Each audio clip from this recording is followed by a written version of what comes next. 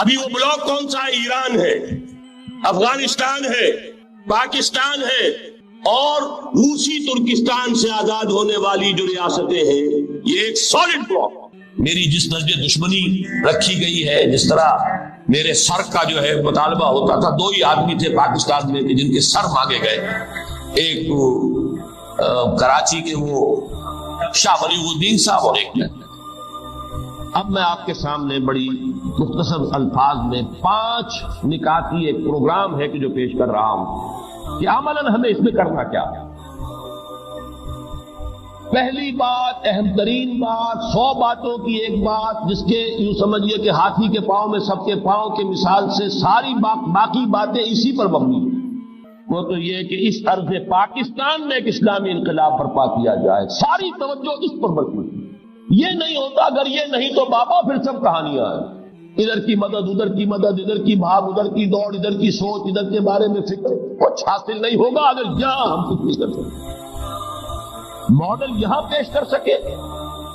تو یہ ریاستیں جو ہے روسی ترکستانی ریاستیں تو پکار کر کہہ رہی ہے وی نیڈ اے ماڈل۔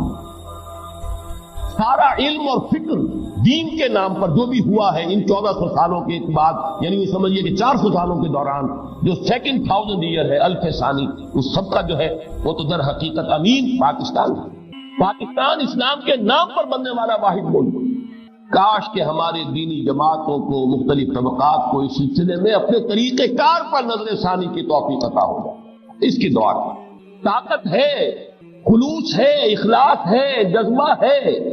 اصل معاملہ جو ہے جہاں پانی مر رہا ہے وہ طریقہ کار کا ہے، اور اندیشہ اصل میں یہ ہے اگر انتخابات سے مایوسی ہوگی تو پھر کوئی چھاپے مار اور کوئی اس طرح کی کوئی تشدد پسندانہ ایکٹیویٹیز شاید شروع ہو جائیں، اور وہ اس سے زیادہ خوفناک اور خطرناک ہے اور مضر ہوگی اپنے مقصد کے اعتبار سے۔ اصل یہ ہے کہ منہج نبوی کی اساس پر، اسی کی بنیاد پر لن يصلح آخر هذه الامة الا بما صلح به اولها، اس اصول پر منہج انقلاب نبوی کی بنیاد پر کام کیا جائے۔ اور اسی کے لیے میں نے عرض کیا تھا کہ یہ جو دوسرا گروپ ہے جس کی 2 آیتیں میں آپ کو سنا چکا ہوں پہلے، یا ایھا الذین آمنوا من یرتد منکم عن دینہ فسوف یأتی اللہ بقوم یحبهم ویحبونہ اذلۃ علی المؤمنین اعزۃ علی الکافرین یجاہدون فی اللہ فی سبیل اللہ ولا یخافون لومۃ لائم۔ یہ جو اوصاف ہے 6، 2 کے 3 جوڑے، یہ اللہ تعالیٰ جنہوں نے پہلے سے کمر کسی ہوئی ہے انہیں توفیق دے کے ساتھیوں مشوروں کو تیز کرو، وہ اپنی جد و جہد کو اور بڑھائیں اور ہمت کریں۔ اور جو لوگ ان تمام حقائق کے پیش نظر اگر اب وہ کمر کسنے کے اب ان صلاتی و نسکی و محیایا و مماتی للہ رب العالمین، اب ہمیں اسی کے لیے جینا اور مرنا ہے، تو ان اوصاف کو پہلے اپنے اندر پیدا کرنے کی کوشش کریں۔ جیسے اقبال نے کہا ہے کہ ہو صداقت کے لیے جس دل میں مرنے کی طرف، پہلے اپنے پیکر خاکی میں جان پیدا کرے۔ یہ روحانی جان ضروری ہے اس انقلاب کے لیے۔ وہ روحانی جان کیا ہے؟ اللہ ان سے محبت کرے گا، وہ اللہ سے محبت کرے گا۔ جائزہ لیں ساری محبتوں میں ٹاپ پر اللہ کی محبت ہے یا نہیں؟ مال، اولاد، جان، جائیداد، پروفیشن، جو بھی کچھ ہے، ان سب سے اوپر محبت اللہ کی ہے تو فرسٹ کوالیفیکیشن پوری ہو گئی۔ یہ نہیں ہے تو یہیں فیل ہو گیا، تو آگے بڑھنے کی ضرورت ہی نہیں۔ اذلۃ علی المؤمنین اعزۃ علی الکافرین، اہل ایمان کے حق میں بہت نرم اور کافروں کے حق میں بہت سخت ہو۔ حلقہ 11 تو بڑی توجہ کو، تو جو حقائق سامنے آتے ہیں، وقت کم ہو رہا ہے تو میں جلدی ذرا کروں گا۔ ان میں سے نمبر 1 ایران ہے۔ اگر ہم چلتے ہیں عرب سے مشرق کی طرف تو ایران ایک اعتبار سے یہ بازی لے گیا ہے پورے عالم اسلام پر۔ ان کے مذہبی عقائد، ان کی فقہ سے ہمیں جو اختلاف ہے وہ ہے اپنی جگہ پر ہے، آپ کو معلوم ہے۔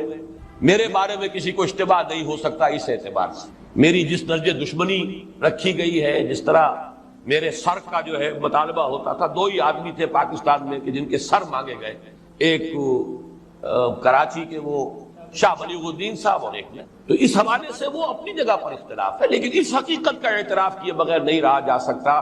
پورے عالم اسلام میں یہ واحد مسلمان ملک ہے جس نے بہرحال اپنی شریعت، اپنے عقائد کے مطابق ایک مذہبی انقلاب برپا کیا، اور پورے عالم اسلام میں مذہبی سطح پر حکومت کی سطح پر فنڈامنٹلسٹ صرف ایک ملک ہے، یا دوسرا جو ہے تھوڑا سا وہ ہے سوڈان، لیکن اس کی اہمیت اس لیے نہیں کہ وہ کسی عوامی انقلاب سے نہیں بنا، بلکہ وہ تو ایک فوجی انقلاب سے شکل بنی ہے جو بھی بنی ہے۔ اللہ کرے اس میں استقامت ہو، اس سے یقینی کوئی نتیجہ برآمد ہو جائے۔ خبریں بھی اچھی آ رہی ہیں، لیکن میں تو دنیا کا جو پرسپیکٹو ہے اس کے حوالے سے عرض کر رہا ہوں کہ اس پہلو سے ایران ان کا ٹارگٹ ہے، ٹارگٹ نمبر 1 ایک خاص اعتبار سے۔ ٹارگٹ نمبر 1 ایک دوسرے اعتبار سے ہم ہیں، وہ میں بعد میں عرض کروں گا۔ چونکہ حکومت کی سطح پر فنڈامنٹلزم ہے اور وہ آیا ہے ایک عوامی انقلاب کے نتیجے میں، پھر ان کے پاس تیل کی دولت ہے، اس کے خلاف اکنامک سینکشنز بھی ہو جائیں تو اگر لیبیا کھڑا ہو سکتا ہے تو بہرحال وہ بھی کھڑا ہو سکتا ہے، اور نقشہ وہ دنیا کو دکھا چکا ہے کہ لڑا دے ممولے کو شہباز، یہ نقشہ بھی اس نے دکھا دیا۔ یہ ہے ایران کا معاملہ۔ نمبر 2 پاکستان 400 برس کی تجدیدی مساعی کا امین ہے، امانت دار ہے۔ پورے ہندوستان میں مجدد الفسانی رحمت اللہ علیہ، شاہ ولی اللہ دہلوی رحمت اللہ علیہ، سید احمد بریلوی رحمت اللہ علیہ، ان کا جہاد، پھر اس 20ویں صدی عیسوی میں یا 14ویں صدی ہجری میں علامہ اقبال جیسا مفکر، مولانا مودودی جیسا مصنف، مولانا الیاس جیسا مبلغ، شیخ الہند جیسا مجاہد حریت، پورے عالم اسلام میں ان کا پیرلل کوئی موجود نہیں۔ یہ 400 سال کی تاریخ ہے، اس کی امانت، اور اس کے نتیجے میں یہاں کے مڈل کلاس میں فنڈامنٹلزم کا ایک نیوکلیس ہے، اگرچہ حکومت کی سطح پر کوئی پیش رفت نہیں ہو سکی آج، بلکہ اب تو پسپائی ہو رہی ہے، اب پیچھے ہٹ رہے ہیں۔ وہ ہمارے ان سیاسی جو بھی زعماء ہیں، جو جماعتیں ہیں، ان کی غلطی اور الیکشن ہی کو واحد میدان بنا کر اس کے اندر اپنا سارا وقت و توانائی اور قوتیں ضائع کر دینا، یہ ہے در حقیقت جس کا کہ یہ صدا مل رہی ہے کہ اس اعتبار سے تو پسپائی کی طرف ہے معاملہ، کسی پیش رفت کی طرف نہیں ہے۔ لیکن باہر والے تو دیکھتے ہیں نا کہ اندر کیا کچھ مواد موجود ہے۔ اگر مڈل کلاس میں وہ فنڈامنٹلزم کا بارود موجود ہے تو کسی بھی وقت اس کے اندر جو ہے وہ کوئی دھماکہ ہو سکتا ہے۔ دوسری بات جو ان کے لیے ایک اعتبار سے ٹارگٹ نمبر 1 ہمیں بنا رہی ہے، وہ ہمارا ایٹمک نو ہاؤ ہے۔ پورے عالم اسلام میں اور کسی کے پاس نہیں۔ اسلامی بم اگر بنے گا تو یہی بنے گا۔ یہ ہے مختلف اسباب جس کے بنا پر ایران اور پاکستان کو آپ بریکٹ کر لیجئے، یہ اس نیو ورلڈ آرڈر یا آج کی میری گفتگو کے حوالے سے یہودی اور عیسائی گٹھ جوڑ کا جو ٹارگٹ نمبر 1 ہے، ایک اعتبار سے ایران ہے، ایک اعتبار سے پاکستان۔ پوری عیسائی دنیا یہودیوں کے شکنجے میں کسی جا چکی۔ یہودی اس پوزیشن میں ہے کہ جس طرح USSR کے ٹکڑے اڑا دیے ہیں، ایک ہاتھ ان کا لیور پر جنبش کھائے گا اور سٹاک ایکسچینج میں وہ زلزلہ آئے گا کہ قیامت برپا ہو جائے گی امریکہ کے اندر اور ٹکڑے بکھر جائیں گے۔ اور ہماری جو federal government of the United States of America ہے وہ زائنسٹ آکوپائڈ گورنمنٹ ہے، لیکن کیا اس سے وہ جنگ جو ہے حق و باطل کی ختم ہو گئی؟ وہ تو میں نے عرض کیا کہ یہود نے کسی اور فیصلہ بدل کر اسلام پر وار کیا، اور واقعہ یہ کہ جیسے سینٹ پال نے اصل عیسائی مذہب حضرت عیسیٰ کے اصل دین کو غائب کر دیا دنیا سے۔ Present Christianity is Paulism not Christianity, اور یہ الفاظ کس کے ہیں؟ ڈاکٹر مائیکل ہارٹ، جس نے selection and gradation of the 100 most influential personalities of the human history کتاب مرتب کی۔ نمبر 1 پر محمد رسول اللہ کو لایا ہے، نمبر 3 پر حضرت مسیح کو لے گیا، اور پھر چند نمبروں کے بعد سینٹ پال وہ کہتا ہے کہ حضرت مسیح اور سینٹ پال سے پہلے عیسائیت کی حیثیت یہودیوں کے ایک فرقے سے زیادہ، ایک جماعت سے زیادہ تھی۔ جیسے مسلمانوں میں جماعتیں ہیں بے شمار، کوئی تصوف کا سلسلہ ہے، کوئی اور سلسلہ ہے، کوئی جماعت ہے، ایسے بس ایک فرقہ، ایک جماعت کی حیثیت تھی۔ یہ کوئی علیحدہ دین کی اس کی شکل تھی ہی نہیں، یہ سینٹ پال نے بنایا، اور یہ موجودہ جو عیسائیت ہے وہ حقیقت میں پالزم ہے، کرسچینٹی نہیں ہے۔ مہاراج جس طریقے سے کہ کرسچینٹی کو ختم کیا ہے، اصل دین عیسیٰ کو، توحید کو تثلیث سے بدلا، شریعت منسوخ کرائی، حضرت مسیح کے اس قول کو ختم کیا کہ میں صرف اسرائیل کے کھوئے ہوئے بھیڑوں کی تلاش میں آیا ہوں، اسرائیل کے گھرانے کی کھوئی ہوئی بھیڑوں کی تلاش میں آیا ہوں۔ اپنے ڈسائپلز کو باقاعدہ منع کیا کہ جینٹائلز، نان جیوز تک تمہیں اپنی دعوت نہیں پہنچانی ہے، تمہاری دعوت ساری جو ہے وہ یہود تک رہے گی۔ یہ تینوں بنیادی تبدیلیاں سینٹ پال نے کی، جس سے کہ کرسچینٹی کا یہ نظام جو آج دنیا میں ہے وہ قائم ہے، اور اصل عیسیٰ کا دین ختم وہ نہ کیتھولکس کے پاس ہے، نہ پروٹسٹنٹس کے پاس ہے، نہ کسی اور کے پاس ہے۔ یہی بات ہو جاتی اگر یہ دین اسلام آخری دین نہ ہوتا اور محمد اللہ کے آخری رسول نہ ہوتے صلی اللہ علیہ وسلم۔ فتنہ اتنا بڑا تھا، اتنا زوردار تھا، آج بھی خون جو ہے وہ بہ رہا ہے، 4.5 سال تک باہمی خانہ جنگی رہی ہے. 1 لاکھ کے قریب مسلمان ایک دوسرے کی تلواروں اور تیروں سے اور نیزوں سے ختم ہوئے. اندر سے وہ طاقت ختم ہو گئی کہ جو باہر اس سیلاب کو آگے بڑھا. بہرحال یہ ذرا ایشو علیحدہ ہو جائے گا، لیکن میں جدھر آنا چاہتا ہوں وہ یہ ہے، وہاں سے اب یہاں آ جائیے. آج پھر تاریخ استدار الزمان کہتے ہی یوم خلق اللہ السماوات والارض، یہ الفاظ حضور نے فرمائے تھے حجۃ الوداع کے موقع پر، اس لیے کہ نسی کا ایک قاعدہ ایجاد کر لیا تھا قریش نے کہ جو 4 مہینے ہر سال میں ہوتے ہیں اشہر حرم، 3 مہینے حج کے لیے، 1 رجب کا مہینہ عمرے کے لیے کہ اس میں کوئی جنگ نہیں ہوگی، کوئی لڑائی نہیں، کوئی دنگا نہیں، کوئی فساد نہیں، کسی قافلے کو نہیں چھیڑا جائے گا، کسی مسافر کو تکلیف نہیں پہنچائی جائے گی، یہ اشہر حرم. اس میں قریش کے وہاں کے فروخت تھے، وہ وہاں کے اصل مذہبی لیڈر تھے. اب وہ اپنا اختیار استعمال کرتے تھے، کسی سال وہ مہینے ادھر کر دیے کہ ادھر کر دیے اپنی مصلحتوں کے تحت. اس سال یہ مہینے نہیں، یہ مہینے اشہر حرم ہوں گے، اس سال حج اس مہینے میں ہو جائے گا. بہرحال پورا عرب مان لیتا تھا، لیکن حضور نے فرمایا یہ اللہ کی حکمت ہے کہ جب حضور کا جو حجۃ الوداع ہوا ہے اس میں ایگزیکٹ وہی تقویم جو تھی، آیت قرآن یہ ہے کہ جس دن اللہ نے آسمان اور زمین کو بنایا تھا، جو تقویم اور کیلنڈر اس دن سے چلا آ رہا تھا، استدار الزمان، زمانہ چکر لگا کر اور یہ کیلنڈر سارا پھر کر ٹھیک اسی مقام پر آج پھر آ گیا. اسی طرح میں کہہ رہا ہوں کہ آج پھر ایگزیکٹلی دنیا وہاں پہنچ گئی ہے کہ یہود ہیں کہ جو تلے ہوئے ہیں اسلام کو ختم کرنے پر اور مسلمانوں کو اپنے تابع. اس میں تھوڑی سی مجھے وضاحت کرنی پڑے گی. پہلے دوسری آیت کا جو اصل منشا ہے اس کو بھی پہچان لیجئے. حضور کو بھیجا گیا اللہ کے دین کے غلبے کے لیے، اور یہ میں نے آپ کو بتایا 2 جگہ تو یہ آیت کی تو آئی، یہ بھی نوٹ کر لیجئے. تیسری مرتبہ سورہ فتح میں آئی ہے، صرف آخری الفاظ مختلف ہیں. هو الذي ارسل رسوله بالهدى ودين الحق ليظهره على الدين كله وكفى بالله شهيدا. بس مین جو ہے بلک آف دی آیا اٹس ایگزیکٹلی دی سیم. هو الذي ارسل رسوله بالهدى ودين الحق ليظهره على الدين. 3 جگہ گویا کہ معین کر دیا اللہ نے کہ محمد کا مقصد بعثت محض دعوت و تبلیغ نہیں ہے، محض تربیت و تعلیم نہیں ہے، بلکہ دین حق کا غلبہ. 5 مقامات پر مختلف الفاظ میں واضح کیا کہ حضور کی بعثت ہے پوری نوع انسانی کے لیے، جس میں سب سے نمایاں الفاظ کیا ہیں؟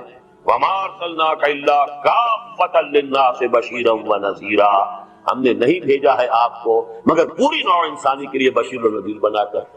تو ایک درجے میں تو دین حق غالب بھی آ گیا حضور کے دست مبارک سے جزیرہ نماء عرب میں، جاء الحق وزهق الباطل ان الباطل كان زهوقا. اسی طرح نور خدا سے پورا جو ماحول ہے عرب کا وہ جگمگا اٹھا.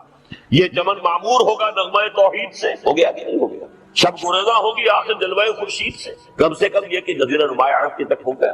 اتمام نور بھی ہو گیا، کفر کے شرک کے بادل چھٹ گئے، اندھیارے ختم ہو گئے، نور کا اتمام ہو گیا، دین غالب ہو گیا. دونوں آیتوں کا تقاضا بتمام و کمال حضور صلی اللہ علیہ وسلم اور صحابہ کرام کی 23 برس کی محنت و مشقت کے ذریعے سے پورا ہو گیا. لیکن ہنوز پورا کہاں ہوا؟ دس از دی جسٹ بگننگ. آپ تو بھیجے گئے پوری نوع انسانی کے لیے. جب تک کل نوع ارضی اسی طریقے سے توحید کے نور سے منور نہ ہو، اور جب تک کہ کل نوع ارضی پر اللہ کا دین اسی طرح غالب نہ ہو، بعثت محمدی صلی اللہ علیہ وسلم کا مقصد بلوغ شرمندہ تکمیل. اس نقطے کو میں چاہتا ہوں کہ اچھی طرح سمجھ لیجیے. صغرا کبرا جوڑ کر نتیجہ یہ برابر ہوتا ہے. حضور کو بھیجا گیا غلبہ دین حق کے لیے اور بھیجا گیا پورے عالم انسانیت کے لیے. تو تکمیل کب ہوگی؟ جبکہ کل عالم انسانیت ان 2 اعتبارات سے واللہ متم نورہ جگمگا اٹھے نور توحید سے اور تمام نور ارضی پر قائم ہو جائے اللہ کا دین، تب جا کر محمد رسول اللہ صلی اللہ علیہ وسلم کا مقصد بعثت مکمل ہوگا.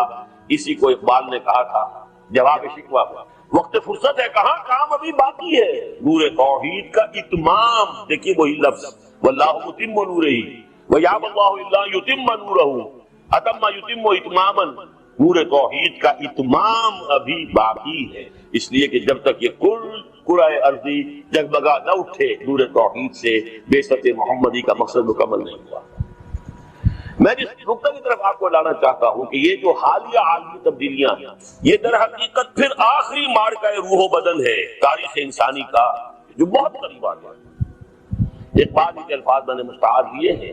دنیا کو ہے پھر مارکہ روح و بدن پیش، تہذیب نے پھر اپنے درندوں کو ابھارا، اللہ کو پامردی مومن پہ بھروسہ، ابلیس کو یورپ کی مشینوں کا سہارا۔ لیکن جو بات سمجھنے کی ہے وہ یہ ہے، آج پھر اصل دشمنی مسلمانوں اور یہودیوں کی، اس میں تھوڑی سی وضاحت کی ضرورت ہے۔ بظاہر تو ہم پر جو بھی جبر ہے، ظلم ہے، وہ عیسائی اقوام کے ذریعے سے ہو رہا ہے۔ پوری درمیانی تاریخ میں ویسٹرن کولونیلزم یہ تو عیسائی طاقتیں تھیں، کروسیڈ عیسائیوں نے کیے ہیں، لاکھوں مسلمان قتل ہوئے تھے، جبکہ انہوں نے فتح کیا یروشلم، کب کس کے ہاتھ؟ عیسائیوں کے ہاتھ۔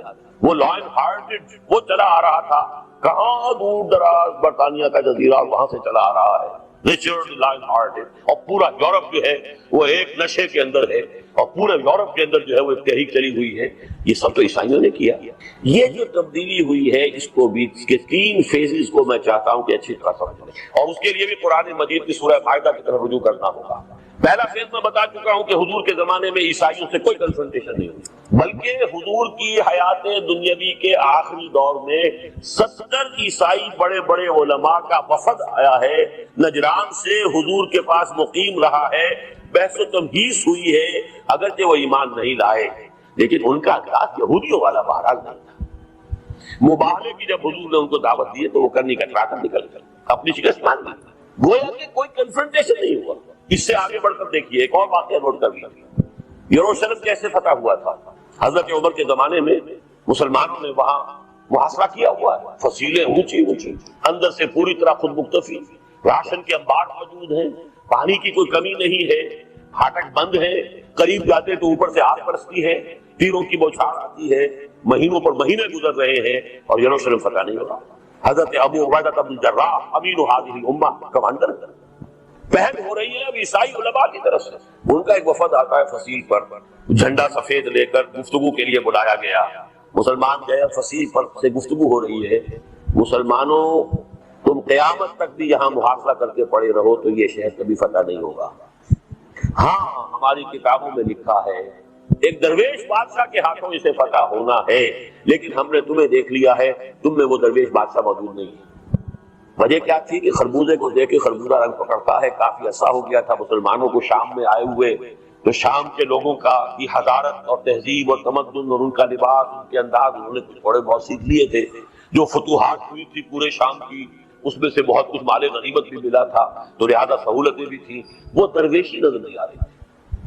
ہو جائے گا فتح، یہ ہوگا ایک درویش بادشاہ کے ہاتھ میں۔ حضرت ابو عبیدہ بن جراح امین هذه الامہ، حضور کے قول کے مطابق ان کو فرض کلک ہوا کہ یہ تو حضرت عمر ہے، درویش بادشاہ، ریکویسٹ جا رہی ہے فرنٹ سے، وار فرنٹ سے، محاذ سے، آپ تشریف لائیں تو یہ شہر فتح ہو جائے گا۔ وہ ہے سفر تاریخی حضرت عمر کا کہ تقریباً 700 میل کا فاصلہ طے کیا ہے، ایک اونٹ، ایک خادم، اسی اونٹ پر راشن بھی ہے، لہذا صرف ایک آدمی بیٹھ سکتا ہے، 2 نہیں بیٹھ سکتے۔ ایک منزل خلیفہ اوپر براجمان ہے، خادم آگے چل رہا ہے، اگلی منزل خادم براجمان ہے اور خلیفہ آگے چل رہا ہے، اور آخری منزل پر وہ خادم کی باری آ گئی، اس نے ہاتھ بھی جوڑے کہ خدا کے لیے اب ہم پہنچنے والے ہیں، لوگ آپ کے استقبال کو آئیں گے، وہ مجھے ملامت کریں گے کہ تمہیں شرم نہیں آئی کہ خلیفہ وقت تو آگے چل رہا تھا، تم اوپر بیٹھے ہوئے۔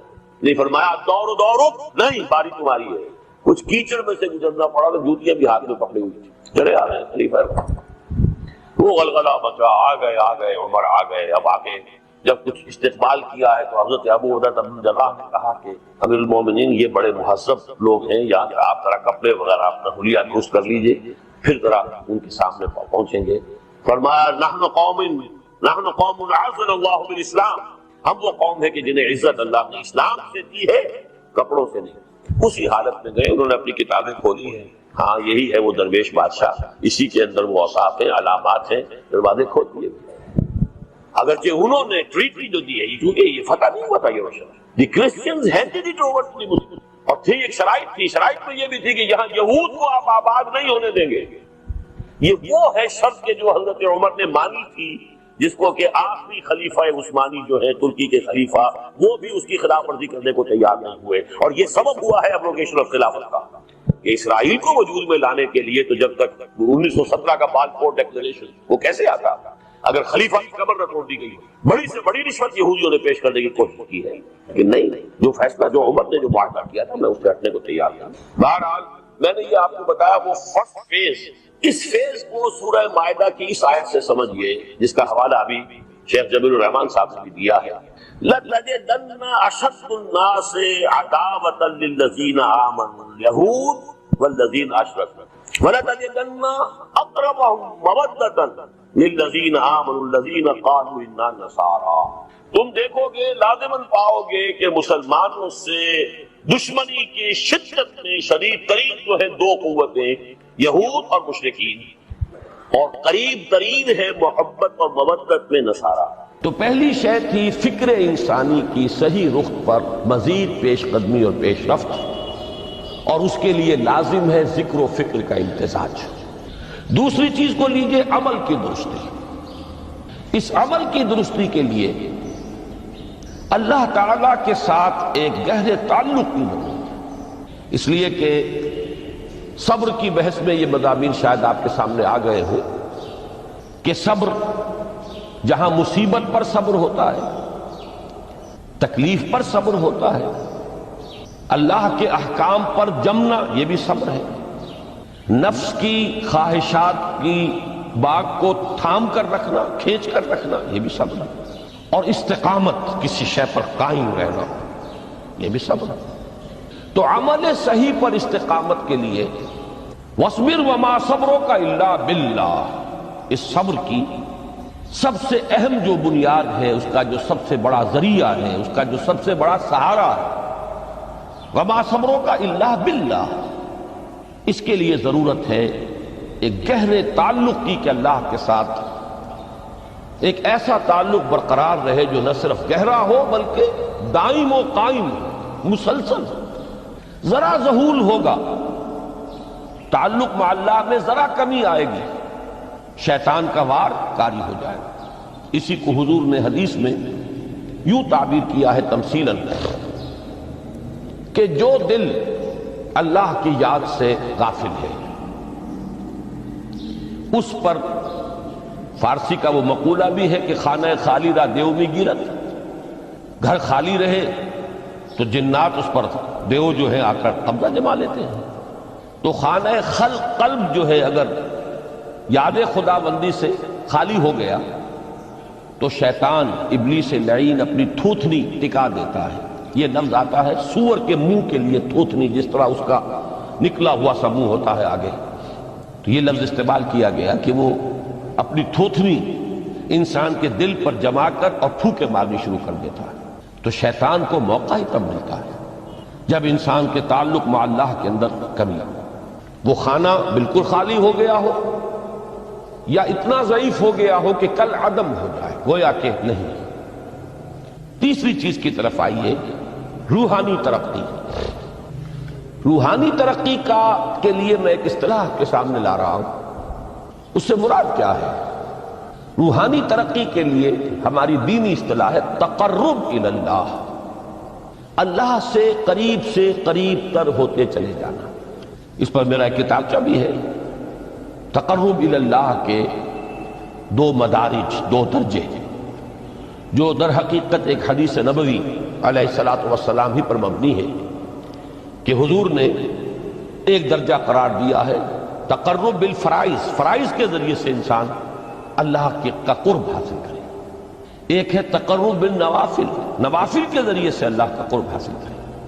ان میں کیا نسبت و تناسب ہے، اہمیت کے اعتبار سے کون بڑھ کر ہے، بلندی کے اعتبار سے کون بڑھ کر ہے، یہ تمام مسائل میں نے اپنی اس تقریر میں بیان کیے تھے جو اس کتابچے میں شائع ہوئی ہے۔ اس وقت میں اس کی تفصیل میں نہیں جا رہا، صرف یہ تذکرہ اس لیے کر رہا ہوں کہ جن کو بھی خواہش ہو جائے وہ اس کا مطالعہ کرے۔ ہماری اس وقت کی گفتگو سے وہ کتابچہ اس جگہ پر منسلک ہوگا۔ تو تقرب الی اللہ، یہ تقرب کوئی فزیکل فینومینن نہیں ہے، جسمانی یا مادی مسئلہ نہیں ہے۔ اللہ سے قرب یہ نہیں ہے کہ کوئی کروڑوں میل کا فاصلہ ہے، اب ہمیں کوئی رسی پر چڑھنا ہے اوپر بڑی محنت اور مشقت سے، فصل تو ہے ہی نہیں، فاصلہ ہے ہی نہیں، بعد ہے ہی نہیں۔ نحن اقرب الیہ من حبل الورید، ہم تو انسان سے اس کی شہرگ سے بھی زیادہ قریب ہیں۔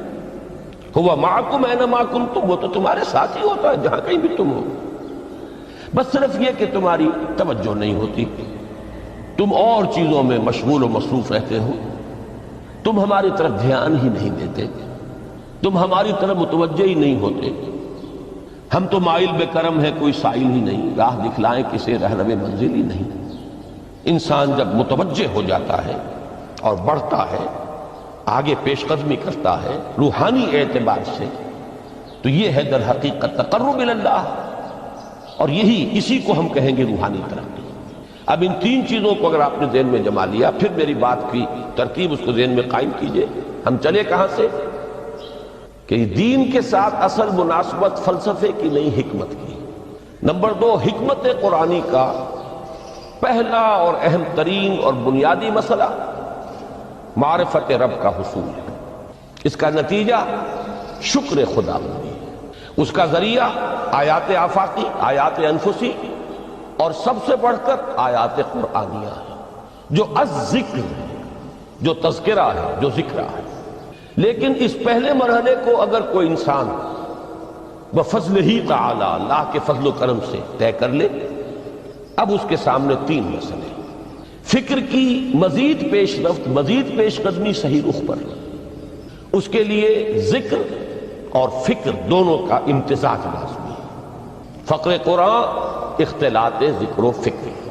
الذین یذکرون اللہ قیاما وقعودا وعلی جنوبہم ویتفکرون فی خلق السماوات والارض۔ دوسری شے عمل کا درست رہنا، نہ افراط و تفریط ہو، عدم توازن ہو، نہ انسان نفس سے مغلوب ہو جائے، نہ انسان جذبات کی رو میں اندھا ہو جائے، نہ انسان ماحول سے مروب ہو کر متاثر ہو جائے، صحیح رخ پر اس کا عمل۔ نمبر 3، روحانی ترقی، جو اصل حاصل ہے، جو اصل مقصود ہے۔ نمبر 2 چیز کے لیے تعلق مع اللہ ضروری، نمبر 3 کے لیے تقرب الی اللہ۔ اب غور کیجئے، ان تینوں چیزوں کا بڑا گہرا تعلق ہے نماز کے ساتھ۔ ان تینوں کے لیے ستون کی حیثیت نماز کو ہے۔ لہذا ایمان کے بعد یا معرفت رب کے بعد حکمت دین کا اہم ترین مسئلہ نماز، صلاۃ۔ اس لیے کہ ایک طرف یہ انسان کو اللہ کے ساتھ ایک گہرے تعلق کا ذریعہ فراہم کرتی ہے، اپنے تمام مصروفیات میں سے، ان مشغولیتوں میں جن میں گم ہونے کا خدشہ ہوتا ہے، نکلو۔ 24 گھنٹے کے معمولات میں سے کم 5 مرتبہ تو لازماً نکلو، اور اپنے آپ کو ذرا، اپنے حواس کو بھی، اپنی باطنی کیفیات کو بھی ذرا تازہ کرو۔ اگر کوئی گندگی، نجاست، کسی طرح کی ناپاکی کا کوئی معاملہ ہے، طہارت حاصل کرو۔ طہارت سے تمہارے اندر روح کو بھی بالیدگی ہوگی، تمہارے حواس بھی تازہ ہوں گے، تم گویا کہ بحیثیت کل تمہاری ہستی چاق و چوبند ہو جائے گی۔ وہ کسل، وہ سستیاں، وہ جو ایک کثافتیں ہوتی ہیں، ان سب سے نجات حاصل کرو، اور اب اپنے رب کے حضور میں کھڑے ہو جاؤ، اس کے ساتھ اپنا عہد بھی تازہ کرو، اس کی اہم صفات کو بھی اپنے ذہن میں پھر مستحضر کرو۔ یہی وجہ ہے، دیکھیے میں نے جو آیات آپ کو شروع میں سنائی تھی، سورہ لقمان کی 2 آیتیں، پہلی آیت میں اس کا ترجمہ کر چکا، دوسری آیت وَلَقَدْ وَإِذْ قَالَ لُقْمَانُ لِابْنِهِ وَهُوَ يَعِظُهُ يَا بُنَيَّ لَا تُشْرِكْ بِاللَّهِ إِنَّ الشِّرْكَ لَظُلْمٌ عَظِيمٌ۔ اس کے بعد درمیان میں کچھ مضمون آ کر پھر وہ آیہ مبارکہ آئی، یا بنی اقم الصلاۃ وامر بالمعروف وانہ عن المنکر واصبر علی ما اصابک۔ گویا کہ اہم ترین چیز، بنیادی ترین چیز، اللہ کو محض پہچان لینا کافی نہیں ہے، یاد رکھنا ضروری ہے۔ اللہ یاد رہے گا تو فکر صحیح آگے بڑھے گا، اللہ یاد رہے گا اور اس کے ساتھ ایک گہرا تعلق جو ہے برقرار رہے گا تو عمل درست رہے گا۔ بالکل یہی بات سورہ طٰہٰ میں جو پہلی وحی حضرت موسیٰ علیہ السلام پر ہوئی، اور پہلا مخاطبہ ہے، چونکہ حضرت موسیٰ کو یہ انبیاء کرام کے مقدس گروہ میں ایک امتیازی حیثیت حاصل ہے کہ ان سے براہ راست گفتگو ہوئی ہے، اگرچہ صرف ایک پردہ تھا، اوٹ من ورائے حجاب گفتگو ہوئی ہے، لیکن یہ کہ کوئی فرشتے کا درمیانی جو ہے وہ لنک نہیں تھا، براہ راست اللہ تعالیٰ نے حضرت موسیٰ علیہ السلام سے کلام فرمایا۔ کلم اللہ موسیٰ تکلیما، موسیٰ سے تو اللہ نے کلام فرمایا جیسے کہ کلام کیا جاتا ہے۔ تو پہلا مخاطبہ ہے، یہ پہلا مکالمہ ہے، پہلی وحی کہیے، اسی میں یہ الفاظ بھی موجود ہیں، اننی انا اللہ لا الہ الا انا فاعبدنی وَأَقِمِ الصَّلَاةَ لِذِكْرِي۔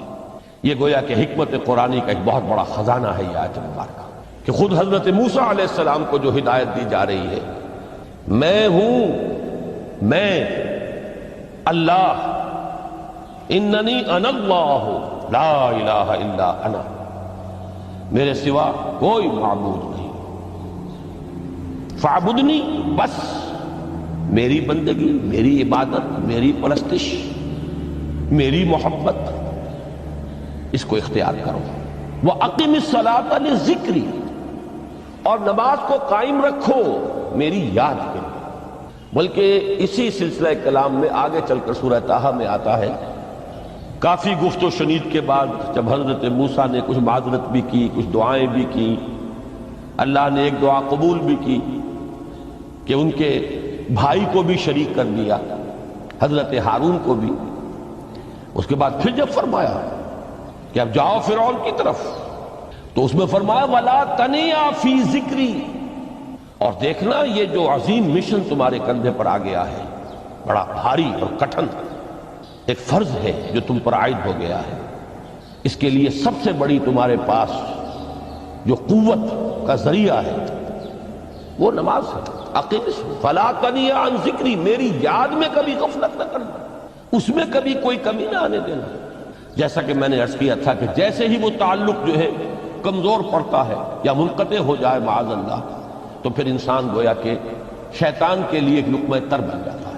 اب آپ غور کیجئے، تیسری شے تقرب الی اللہ، اس کے حوالے سے بھی جو فرائض اور نوافل کی بات ہے اس کو اس وقت ذہن سے نکال کر یہ سمجھیے کہ اس میں نماز کا کیا مقام ہے، اس لیے کہ نماز فرض بھی ہے، نماز نفل بھی ہے، وہ تو ان دونوں میں شریک ہو جائے گی۔ اب اس کو لفظ صلاۃ کے حوالے سے آپ ان دونوں چیزوں کو سمجھیے۔ صاد لام واو یا یہ چونکہ حروف علت ایک دوسرے سے بدلتے رہتے ہیں، یہ جو مادہ ہے اللہ کے رسول کی، یہ بنیاد ہے۔ حاکم مطلق اللہ ہے، شارع حقیقی اللہ ہے، اور اس کے نمائندے کی حیثیت اس کے رسول کو حاصل ہے صلی اللہ علیہ وسلم۔ اطیعوا اللہ و اطیعوا الرسول، اس سے جو انحراف کرے گا، میں نے ابھی آپ کے سامنے سورہ آل عمران کی 2 آیتیں پڑھی ہیں، قُلْ إِن كُنتُمْ تُحِبُّونَ اللَّهَ فَاتَّبِعُونِي يُحْبِبْكُمُ اللَّهُ، اے نبی ان سے کہہ دیجئے اگر تم اللہ سے محبت کرتے ہو تو میرا اتباع کرو، میری پیروی کرو، اللہ تم سے محبت کرے گا، وَيَغْفِرْ لَكُمْ ذُنُوبَكُمْ، اور تمہاری خطائیں بھی بخش دے گا، وَاللَّهُ غَفُورٌ رَحِيمٌ، اور اللہ تو غفور بھی ہے، رحیم بھی ہے۔ قُلْ اطیعوا اللہ وَرَسُولَ، کہہ دو اطاعت کرو اللہ کی اور اللہ کے رسول کی، فَإِن تَوَلَّوْا، پھر اگر وہ اس سے روگردانی کریں، فَإِنَّ اللَّهَ لَا يُحِبُّ الْكَافِرِينَ، تو اللہ کو ایسے کافر پسند نہیں۔ یعنی اطاعت رسول سے انکار، اللہ کی اطاعت سے انکار، گویا کہ انسان دائرہ اسلام سے خارج ہو گیا۔ کبھی کوئی خطا ہو جائے، غلطی ہو جائے، گناہ کا صدور ہو جائے، اور انسان فوراً توبہ کر لے، فوراً رجوع کرے، پشیمانی اسے ہو جائے، عزم مصمم کر لے دوبارہ میں نہیں کروں گا، تو اللہ بخش دے۔ انما التوبۃ علی اللہ للذین یعملون السوء بجہالۃ ثم یتوبون من قریب، سورہ نساء میں فرمایا اللہ کے ذمے ہے ان لوگوں کی توبہ قبول کرنا۔ انما التوبۃ علی اللہ، اللہ کے ذمے ہے، جو کہیں غلطی سے، جہالت میں، نادانی میں، جذبات سے مغلوب ہو کر کوئی غلط کام کر بیٹھتے ہیں، لیکن فوراً توبہ کرتے ہیں، اللہ کی جناب میں رجوع کرتے ہیں، فوری توبہ اگر ہو جائے تو فوراً اللہ تعالیٰ کی مغفرت جو ہے ڈھانپ لے۔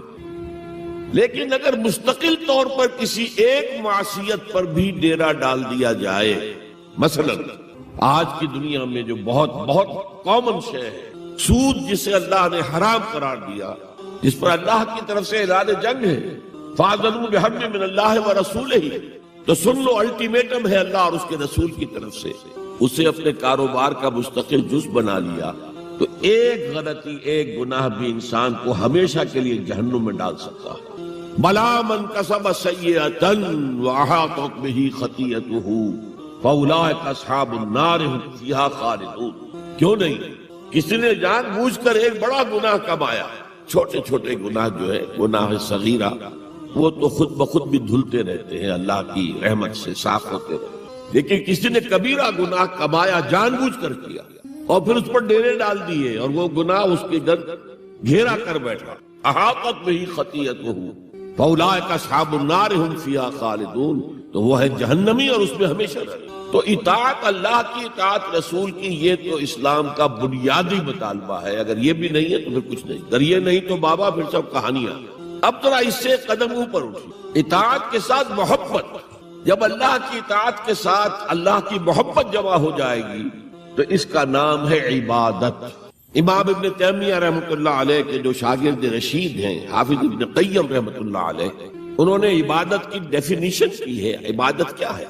العبادت تجمع اصلین، دو بنیادی چیزوں کو جمع کرنے سے عبادت وجود میں آتی ہے، غایت الحب وغایت الذل والخضوع، حق درجے کی اللہ کی محبت اور حق درجے میں اللہ کے سامنے گویا کہ پست ہو جانا، جھک جانا، بچھ جانا، انتہائی اطاعت، انتہائی محبت۔ انتہائی میں کیوں کہہ رہا ہوں؟ سورہ بقرہ کے 20ویں رکوع کی پہلی آیت ہے، والذین آمنوا اشد حبا للہ، اور جو لوگ صاحب ایمان ہوتے ہیں وہ شدید ترین ہوتے ہیں اللہ کی محبت۔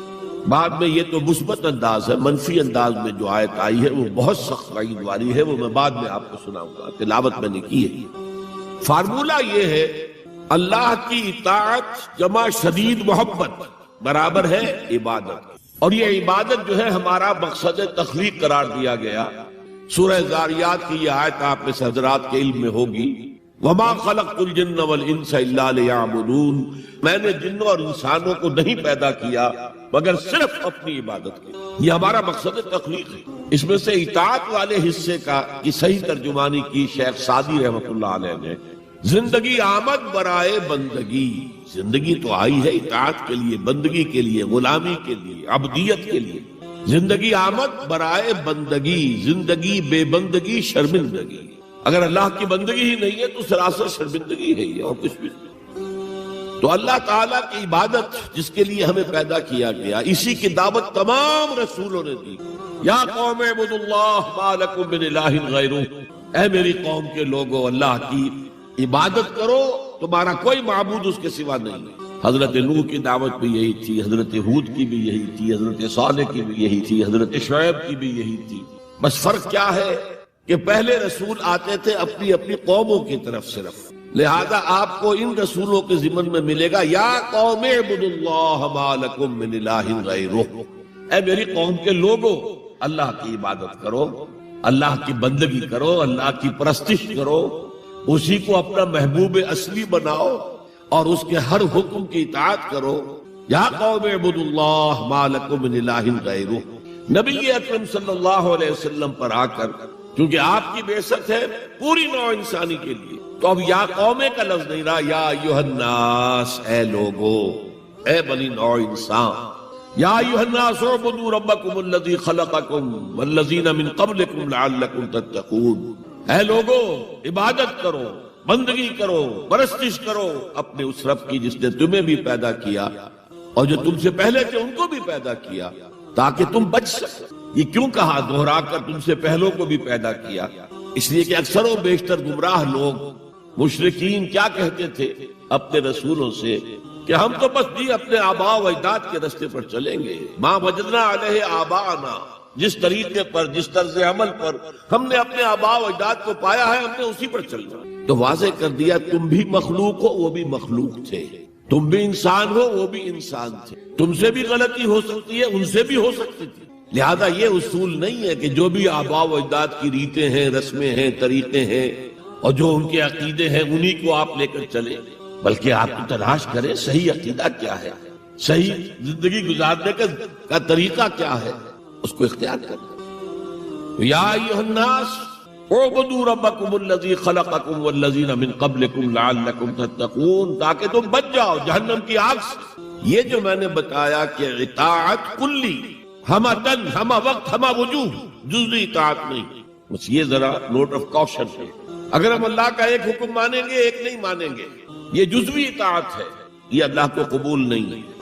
اللہ کی طرف سے تو یوں سمجھیے کہ پیکج ڈیل ہے، ٹیک اٹ اور لیو اٹ، لینا ہے تو پورا لو ورنہ دفع ہو۔ اللہ کو تمہاری ضرورت نہیں ہے، تمہیں اللہ کی ضرورت۔ یا ایھا الذین آمنوا ادخلوا فی السلم کافہ، اے ایمان والو اسلام میں داخل ہونا تو پورے کے پورے، ادھورے نہیں۔ اور سورہ بقرہ کی آیت نمبر 85 کے اندر تو جو وعید آئی ہے، افتؤمنون ببعض الکتاب وتکفرون ببعض، کیا تم ہماری کتاب، ہماری شریعت کے کچھ حصے کو مانتے ہو اور کچھ کو رد کرتے ہو؟ فما جزاء من یفعل ذلک منکم، تو جو کوئی بھی تم میں سے یہ روش اختیار کریں گے ان کی کوئی سزا اس کے سوا نہیں ہے، کان کھول کر سنیے، ان کی کوئی سزا اس کے سوا نہیں ہے کہ دنیا میں ذلیل و خوار کر دیے جائیں اور قیامت کے دن یردون الی اشد العذاب، شدید ترین عذاب میں جھونک دیے جائیں۔ وما اللہ بغافل عما تعملون، اللہ غافل نہیں ہے، بے خبر نہیں ہے، لا علم نہیں ہے اس سے کہ جو تم کر رہے ہو۔ تم اپنی داڑھیوں کے طول سے اللہ کو دھوکہ نہیں دے سکتے، تم اپنے پاجاموں کو ٹخنوں سے اوپر رکھے اللہ کو دھوکہ نہیں دے سکتے کہ تم بہت متبع رسول ہو، تم اپنے عمروں اور حجوں سے اللہ کو دھوکہ نہیں دے سکتے، اللہ کو معلوم ہے کہ حرام کی کمائی سے حج کیا جائے، حرام کی کمائی سے عمرہ کیا جائے۔ تو یہ جو جزوی اطاعت نہیں، کوئی اطاعت اللہ کو قبول نہیں۔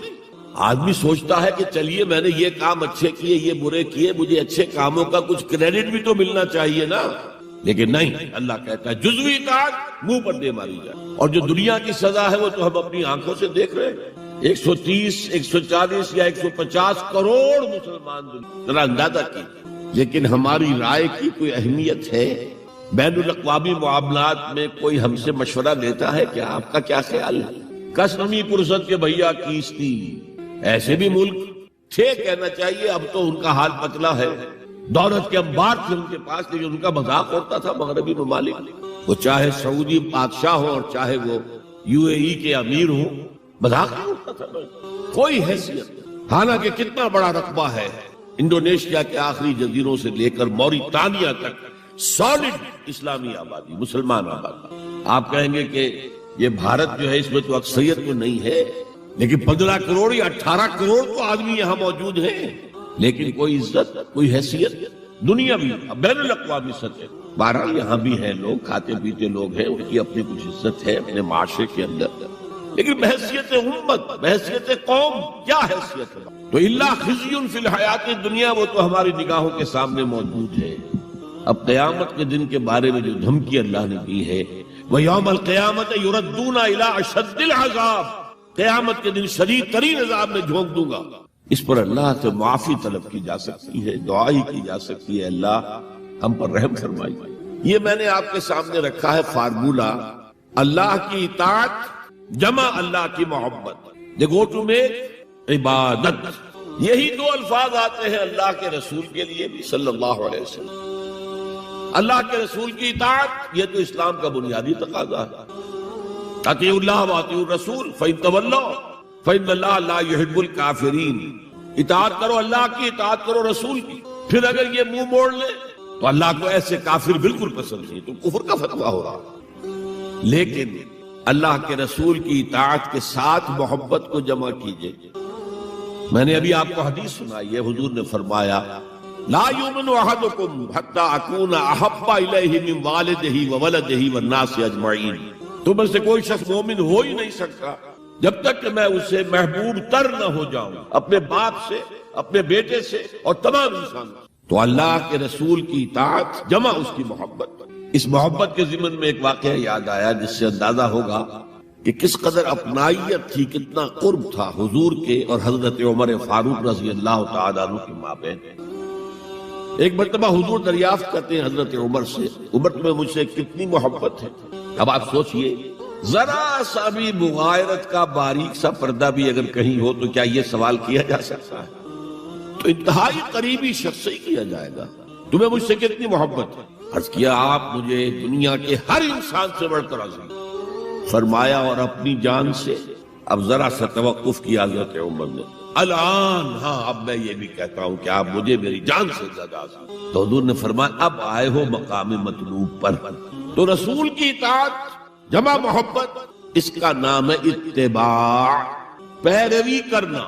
فرق کیا ہے؟ اطاعت کی جاتی ہے حکم کی، اور پیروی کی جاتی کسی کے نقش قدم کی، چاہے اس نے حکم دیا ہو چاہے نہ دیا ہو، جو وہ کرتا ہو کرنا، یہ ہے اتباع۔ یہ اطاعت سے بہت بلند شے ہو گئی۔ مثال کے طور پر یہ چھوٹی چھوٹی مثالیں، اصل اتباع کیا ہے وہ میں بات میں عرض کروں گا۔ کوئی ایک صحابی بدو باہر سے آئے، ایک ہی دفعہ حضور کو دیکھا، حضور اس وقت اس حالت میں تھے کہ آپ کے بٹن جو ہے کھلے ہوئے تھے گریبان، انہوں نے پھر ساری عمر اپنے گریبان کے بٹن نہیں لگائے۔ میں نے اللہ کے رسول کو اس حال میں دیکھا ہے، میں تو ان کی پیروی کروں گا، حضور نے کوئی حکم تو نہیں دیا۔ تو یہ جو محبت، شدید محبت کے تحت جو بات آئے گی اس کا نام اتباع، اور اس اتباع کا مقام کیا ہے وہ آیت میں سنا چکا ہوں آپ کو۔ قل ان کنتم تحبون اللہ فاتبعونی یحببکم اللہ۔ اے نبی ان سے کہہ دیجئے اگر تم اللہ سے محبت کرتے ہو تو میرا اتباع کرو، میرے نقش قدم پر چلو، میری پیروی کرو، اللہ تم سے محبت کرے گا، تم اللہ کے محب نہیں محبوب بن جاؤ۔ اور اگر کہیں کوئی لغزش ہو گئی، کوئی خطا ہو گئی، کہیں جذبات کی رو میں بہہ کر کوئی گناہ کر بیٹھے تو اللہ معاف فرما دے گا، اللہ بڑا غفور ہے، اللہ بڑا رحیم ہے۔ مطلب یہ کہ راستہ تم نے یہ طے کر لیا کہ چلنا مجھے محمد کے پیچھے ہے صلی اللہ علیہ وسلم۔ اب چلتے چلتے کبھی پاؤں پھسل گیا، کہیں گر گئے، کوئی بات نہیں، اٹھو فوراً توبہ کرو اور آگے بڑھو۔ تو خطا اگر ہو بھی جائے گی، کہیں لغزش ہو جائے، کہیں چلتے چلتے پاؤں پھسل جائے کیچڑ میں، یا کوئی کیلے کا چھلکا آ گیا پاؤں تلے، گر گئے، کوئی حرج نہیں، اٹھو دوبارہ، لیکن نقش قدم جو ہے محمد کا صلی اللہ علیہ وسلم اس پر چل۔ یہ اس اتباع کا ذکر آیا ہے سورہ اعراف کی ان آیات میں۔ آپ کو معلوم ہے کہ حضرت موسیٰ علیہ السلام کو جب تورات پر طلب کیا گیا کوہ طور پر تورات دینے کے لیے، تو پہلے 30 دن کے لیے بلایا تھا، پھر 10 دن کا اور اضافہ کر دیا گیا، 40 دن ہو گئے۔ فَتَمَّتْ مِيقَاتُ رَبِّكَ 40 لَيْلَةً۔ اس اثنا میں پیچھے فتنے میں مبتلا ہو گئے بنی اسرائیل۔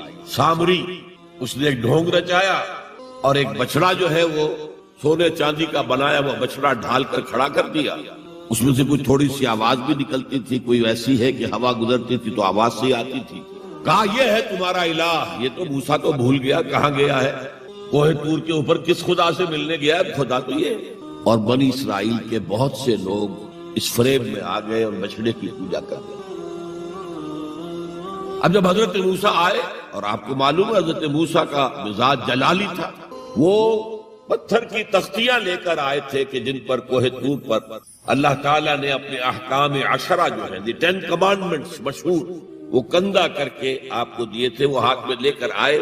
یہاں معلوم ہوا یہ صورت پیش آتی۔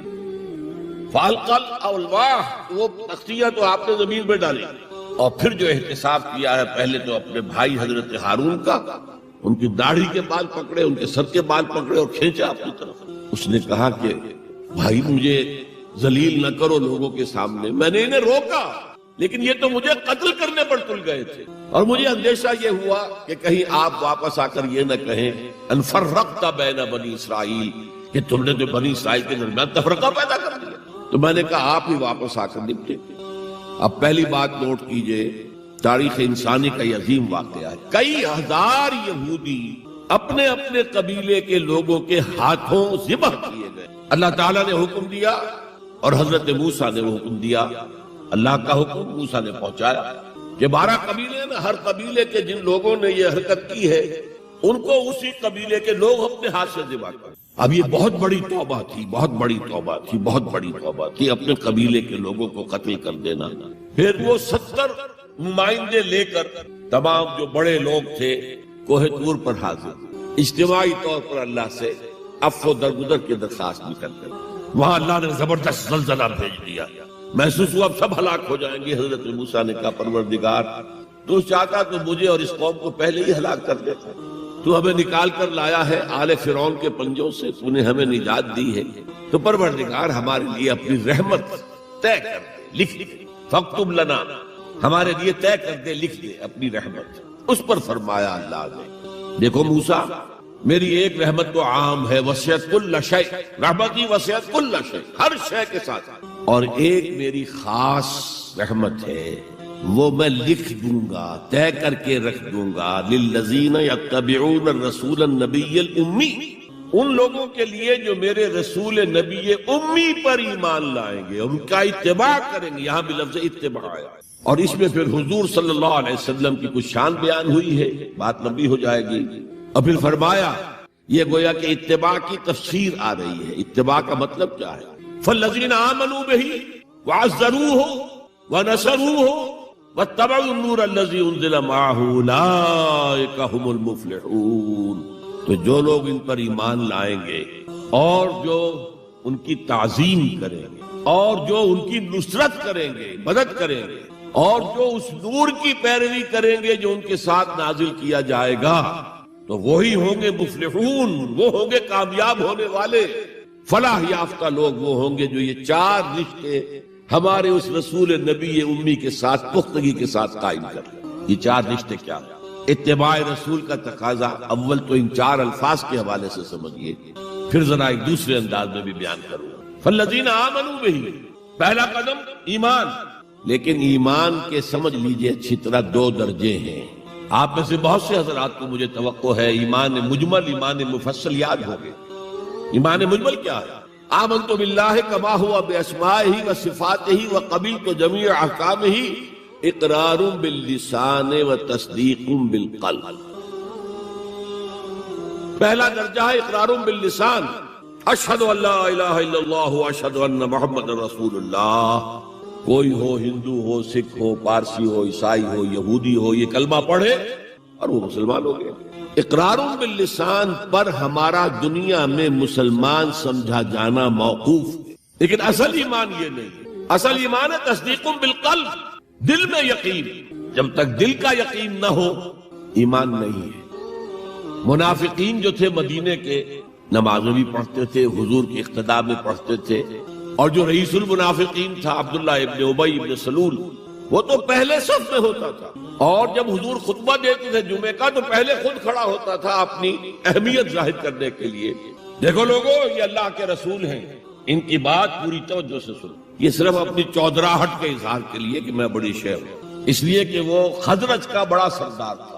اوس اور خزرج کے دو عرب قبیلے تھے مدینے میں، جن میں سے کہ خزرج کا قبیلہ بڑا تھا، اوس کا چھوٹا تھا، اور خزرج کا سردار یہ عبداللہ ابن ابی تھا، اور اس کے بارے میں یہ طے ہو چکا تھا کہ اسے ہم اپنا بادشاہ بنا لیں۔ چنانچہ سونے کا تاج تیار ہو چکا تھا، ابھی تاج پوشی صرف باقی تھی کہ حضور تشریف لے آئے ہجرت فرما کر، بے تاج بادشاہ آ گیا صلی اللہ علیہ وسلم۔ لہذا اس کے سارے خواب جو ہے وہ منتشر ہو گئے، لہذا پہلے دن سے پکا منافق ایمان لایا، اگرچہ وہ بھی ذرا دیر سے لایا، غزوہ بدر کے بعد لایا۔ پہلے اس نے سوچا تھا ابھی تیل دیکھو، تیل کی دھار دیکھو، وہ تیل کی دھار جو نظر آئی غزوہ بدر میں کہ 313 نے 1000 کو شکست دی ہے، اور یہ نہتے تھے، تلواریں بھی سب کے پاس نہیں تھی، کچھ لوگوں کے پاس تلواریں تھیں، اور وہ 1000 کیل کانٹے سے لیس ہو کر مکے سے آئے تھے۔ 70 بڑے بڑے سردار ان کے مارے گئے، عین میدان میں کھیت رہے، اور 70 جو ہے ان کے قیدی بن گئے۔ تب اس نے کہا کہ ٹھیک ہے، اب تو ایمان لے آنا چاہیے، کیونکہ یہ تو معلوم ہوتا بڑی طاقت ہے۔ بہرحال سب سے پہلے میں کہہ رہا تھا کہ ایمان، لیکن ایمان دل سے۔ قرآن مجید نے کیا کہا ان منافقین کے بارے میں؟ اذا جاءک المنافقون قالوا نشہد انک لرسول اللہ۔ سورہ منافقون ہے کہ نہیں 28ویں پارے میں؟ اے نبی، جب آپ کے پاس منافق آتے ہیں کہتے ہیں ہم گواہ ہیں، ہم گواہی دیتے ہیں کہ آپ اللہ کے رسول ہیں، اور اس پر اللہ کا تبصرہ دیکھیے، واللہ یعلم انک لرسول، اور اللہ خوب جانتا ہے کہ آپ ان کے رسول ہیں اس کے۔ اب میں ذرا ترجمہ کیا کرتا ہوں، اللہ سے بڑھ کر کس کو معلوم ہے کہ آپ اللہ کے رسول ہیں؟ لیکن واللہ یشہد ان المنافقین لکاذبون، اللہ گواہی دیتا ہے یہ منافق جھوٹے تھے۔ مسلمان تو وہ تھے، کلمہ گو تھے، حضور کی امامت میں نمازیں پڑھ رہے تھے، لیکن منافق تھے، اللہ نے منافق قرار دیا، دل ایمان سے خالی تھے، بلکہ ہوتے ہوتے دلوں کے اندر حضور سے عداوت پیدا ہو گئی، اہل ایمان سے عداوت پیدا ہو گئی۔ اسی سورہ مبارکہ میں آگے چل کر آتا ہے ہم العدو فاحذرہم، اصل دشمن یہ ہے، یہ مارے آستین ہیں۔ جو کافر ہیں وہ تو باہر سے حملہ کرتے ہیں، پتہ چلتا ہے، سامنے سے آ کر لاٹھی مار رہا ہے کوئی آپ کو، یہ تو آپ کے آستین کے اندر بیٹھے ہوئے ہیں مسلمان بن کر، اور یہ وہاں سے ڈنک ماریں گے، مارے آستین۔ بہرحال اب ہم میں سے ہر ایک کو جائزہ لینا ہوگا، اپنے گریبان میں جھانکیں، اپنے دل کی گہرائیوں کو ٹٹولیں، یقین والا ایمان ہے ہمارے پاس یا نہیں؟ یہ یقین والے ایمان کا میں اگر آپ کو انگریزی میں ترجمہ کر کے بتاؤں تو شاید آپ زیادہ بہتر سمجھیں۔ پرسنل کنوکشن، اس ریشیل کریڈ۔ ہم ایک نسل ہے، اپنے والدین سے ہم نے کچھ چیزیں سیکھی ہیں، والدین اس میں بلیو کرتے تھے، اللہ، رسول، قرآن، کتاب، جنت، دوزخ، قیامت، ہم بھی مانتے ہیں، بس۔ اس ریشیل کریڈ، یہ تو ایک نسلی عقیدہ ہے۔ اصل شے جو ضروری ہے پرسنل کنوکشن، اپنا یقین، ذاتی یقین۔ تو سب سے پہلے تو اللہ کے رسول صلی اللہ علیہ وسلم کی رسالت پر یقین۔ اور میں نے آپ کو حدیث سنائی تھی ابھی، لا یؤمن احدکم حتی یکون ہواہ تبعا لما جئت بہ، تم میں سے کوئی شخص مومن نہیں ہو سکتا جب تک اس کی خواہش نفس تابع نہ ہو جائے اس ہدایت کے، اس قرآن کے، اس شریعت کے، ان احکام کے جو میں لے کر آیا۔ اگر خواہش نفس اوپر ہے اور اللہ کا حکم نیچے ہے تو مومن کہاں سے ہوئے تم؟ اللہ کے حکم سے نماز تو پڑھتے ہو، روزہ رکھتے ہو، سودی کاروبار کرتے ہو، اور اللہ کے حکم کو پاؤں تلے رگڑتے ہو، یہ کیا اسلام ہے؟ یہ تو وہی ہے، افتؤمنون ببعض الکتاب وتکفرون ببعض فما جزاء من يفعل ذلك منكم الا خزي في الحیاة الدنیا ويوم القیامة يردون الى اشد العذاب۔ تو سب سے پہلا جو جائزہ ہمیں لینا ہے کہ محمد کی رسالت پر صلی اللہ علیہ وسلم ہمیں یقین ہے۔ یقین، تصدیق تو ہم کرتے ہیں، زبان سے کہتے ہیں، لیکن یقین، جس یقین کا نتیجہ یہ نکلے کہ پھر نفس کے سارے تقاضے نیچے ہو جائیں اور حضور کی لائی ہوئی ہدایت، حضور کی لائی ہوئی شریعت پالو کرو۔ نمبر 2 فرمایا وَعَزَّرُوهُ، ان کی تعظیم کرے۔ آپ کی جناب میں کوئی گستاخی ہو جائے، ایمان کے لالے پڑ جائیں گے اور آخرت برباد ہو جائے گا۔ اس تعظیم میں کیا کیا چیزیں شامل ہیں؟ دیکھیے سورہ حجرات میں ابتدائی حصے میں تفصیل سے کہا گیا، یا ایھا الذین آمنوا لا ترفعوا اصواتکم فوق صوت النبی ولا تجهروا له بالقول كجهر بعضكم لبعض ان تحبط اعمالكم وانتم لا تشعرون۔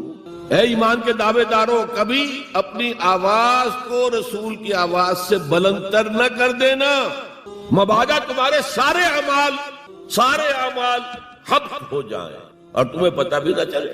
میں نے کوئی گناہ کبیرہ تو نہیں کیا ہے، میں نے کوئی کفر تو نہیں کیا ہے، بس یہی ہوا نا کہ حضور کی آواز کے مقابلے میں اپنی آواز کو اونچا کر دیا۔